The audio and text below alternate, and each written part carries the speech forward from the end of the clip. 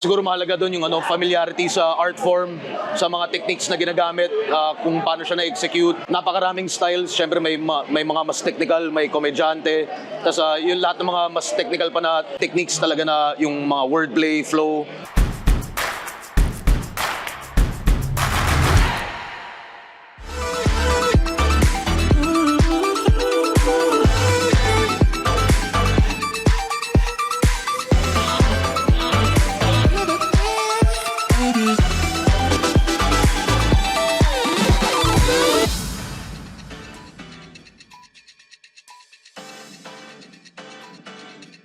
Sa Flip Top, lagi kong sinasabi na siguro yung pinakamagandang storytelling talaga doon yung bit mo yung pinanggalingan mo. So, kung depende sa socio-economic class, depende sa region mo, bit mo yung pinanggalingan mo talaga, yung kwento ng mga kinalakihan mo, ano yung klase ng humor mo, ano yung mga klase ng slang na ginagamit nyo sa lugar nyo. At yun, doon nyo pinapalabas yun sa entablado ng liga. Mga values mo, mga pinaghirapan mo, mostly mga ganun po.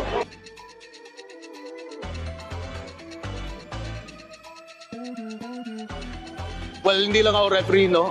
Ako yung organizer ng lahat. Hindi rin ako judge, so hindi naman ako yung taga-pili kung sino nananalo. Meron kaming judging system na kadalasan odd-numbered judges, so 5 o kaya minsan 7 kapag mas malaki yung battle.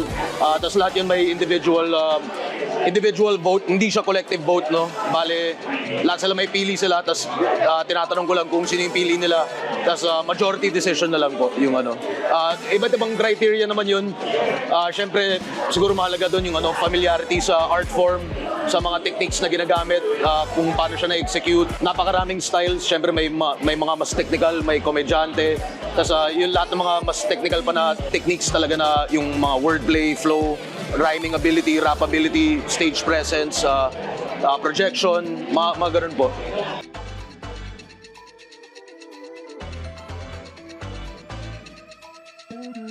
Sa panahon ngayon, kailangan talaga medyo well-rounded ka. Familiar ka sa yun, siguro yung naging evolution ng skill set mula 2010 hanggang ngayon. Maganda talaga na may idea ka sa bawat isang technique, kung ano man yung technique na yun. Kung yun nga, sa imagery ba or sa metaphors or sa similes o kung ano man, wordplay, mga ganun. Pero siguro, isa rin sa pinaka-mahalaga yung may karakter ka. So kung medyo unique ka, mas madali talagang tumatak sa mga tao. So pwede ka kasi maging technical, pero kung purong ganun lang pero wala kang character, syempre baka isipin ng tao parang boring or ano man. So kung may character ka at medyo unique ka, kahit technical ka or mas komedyante, mas tatatak talaga. So syempre maganda talaga yung mga unforgettable lines or mga kakaibang linya na kumbaga ikaw lang nakiisip nun, tapos naiisip rin ng fans is, wow, ba't hindi ko naisip yun? So may rin siya ng may aspect din siya ng parang accessibility ba ng kung ano man yung idea mo, kung gaano kalalim man yan or nakakatawa, kung paano mo siya gagawing accessible sa ibang tao.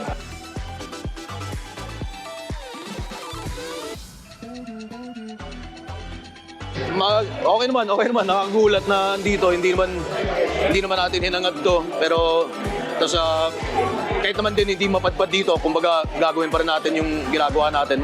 Pero salamat sa pagkonsidera, yun lang po.